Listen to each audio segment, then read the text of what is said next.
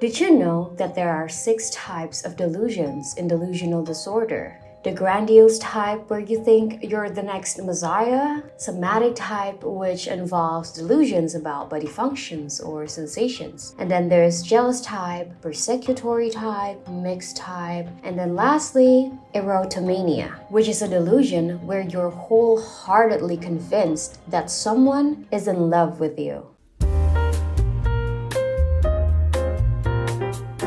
Hello everyone, I'm back with a new video where I will talk about a song some of you requested called Monitoring by DECO. The song itself was released last year around November 2024, but recently DECO uploaded the Best Friend remix of the song, which makes the story interesting because it is sung from a different perspective. In fact, it is so different, it makes the original song sounds delusional. So we will dissect both music videos and songs and analyze them as per usual. The music video itself starts with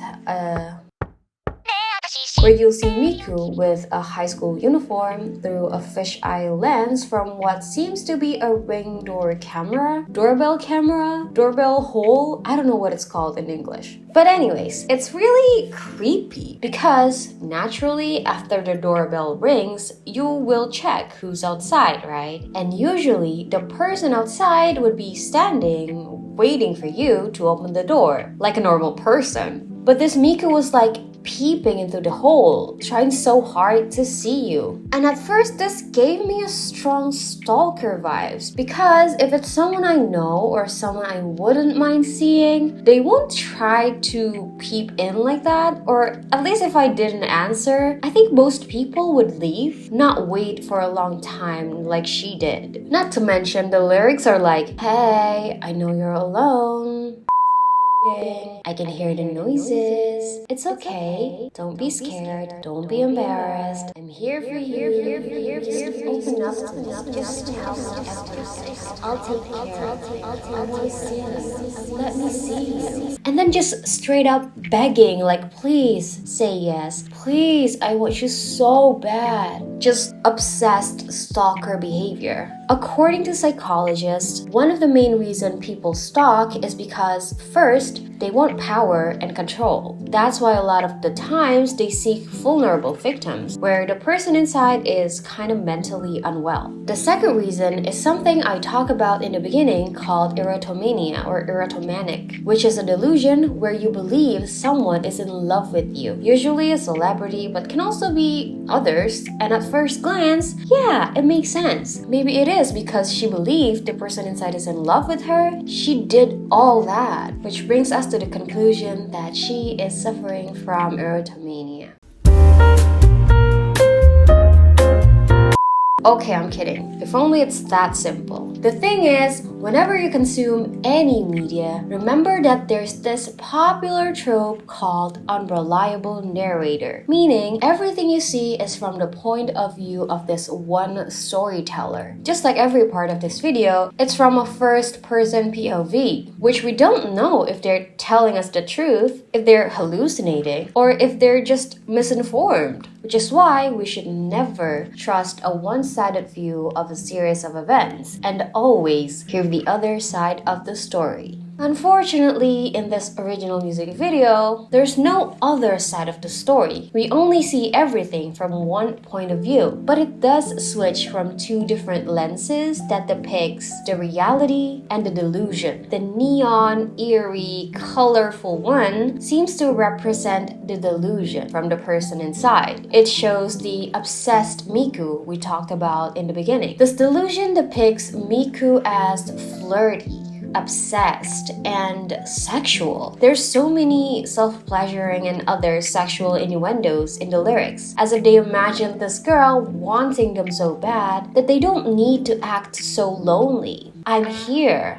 I can help you with anything. When in reality, Miku is just a friend, a best friend specifically, which is depicted in the less colorful, more realistic, neutral, brown-colored uniform Miku. The original music video already provides hints that the obsessed Miku wasn't real. Specifically in the end of the video, where the person inside opens the door, and then this neutral Miku looked really worried and shocked instead of whatever obsessive behavior we saw for most of the video. But then it all became clearer after the release of the Best Friend remix, where it shows mostly the neutral Miku.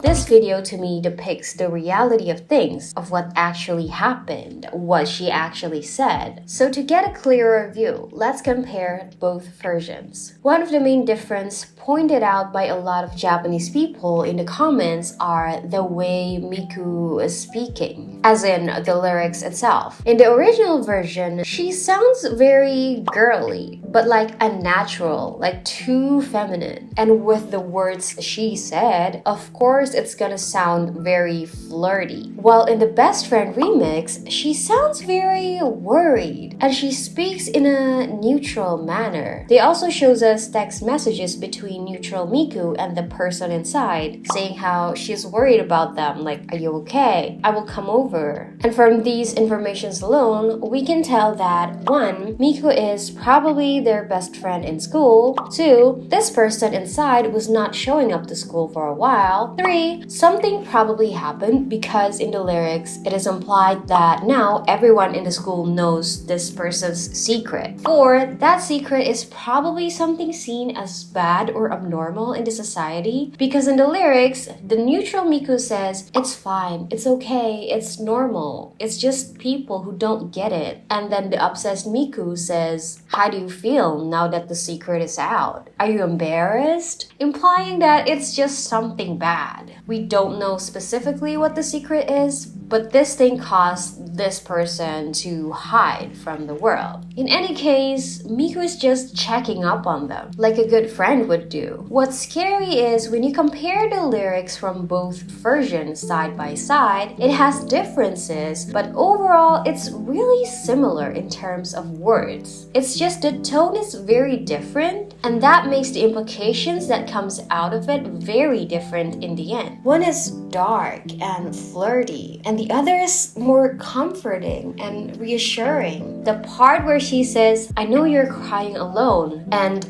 let's talk, I'm here. It's all true. It's real. It's not like this person is hallucinating. Miku is there. She did say all that. It's just getting taken very differently. Which is why I don't think theories that says this person is schizophrenic is true, because after a little research, I found out that the main difference in delusional disorder and schizophrenia is that delusion is a fixed false belief in a lot of categories, while schizophrenia is delusions plus hallucinations and disorganized thoughts and behavior, so it's more severe. The delusions you see in schizophrenia tends to be bizarre in nature. For example, you think your insides are being replaced while you sleep by the government. You just can't prove it. Whereas the delusions you get with delusional disorder are non-bizarre and possible. Like the common example for erotomania is believing that a famous person is in love with you. It's probably highly unlikely, but it's not impossible. Just like in this song, believing that your best friend is in love with you is not impossible, which is sad because imagine how crazy their interactions are. You'll see a pattern of Miku talk about one thing, and suddenly to the person inside, it's a whole different meaning in their head. She literally said things like, let me take care of you. You're my best friend. I want to hug all your pains away. And all they heard is, I want to take care of you. I want to lick away our spices and drink your tears and please. I mean, if the delusion was about romantic things, I would feel bad for them. It's like a tragic love story of getting friend-zoned. Like, dude, we've been there, we understand you. But this one, it's just very sexual out of nowhere. And that's so scary. And if you continue to compare it side by side, it gets worse. I won't give up on you turns to, you will always be my idol. It's alright to be weak when you're hurt. You know me, I'm always on your side. Turns to, it's alright to be weak when you're hurt, because I love it when you're like that too. You think you're alone? That's not true. You're not alone. Turns to, you're all alone. That's why I sing You're Not Alone while literally ignoring her calls. And the worst part, in my personal opinion, is the bridge part where Miku said, no matter how you're doing, I will always be by your side, while holding a sunflower. Which is so sweet because in Japan, sunflower or himawari symbolizes hope, happiness, warmth, and loyalty because it always turns its face towards the sun. It represents progress, the path to success, and it offers a sense of positivity. And due to its ability to grow in polluted soil, it is also associated with healing and resilience,